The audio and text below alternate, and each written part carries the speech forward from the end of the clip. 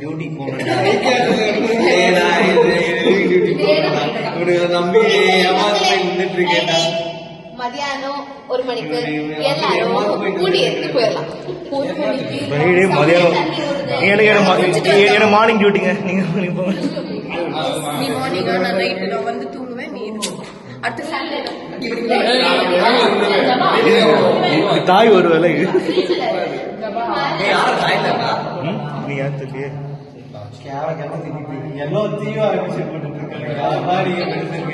ஏய் சிக்கா வராங்கடா.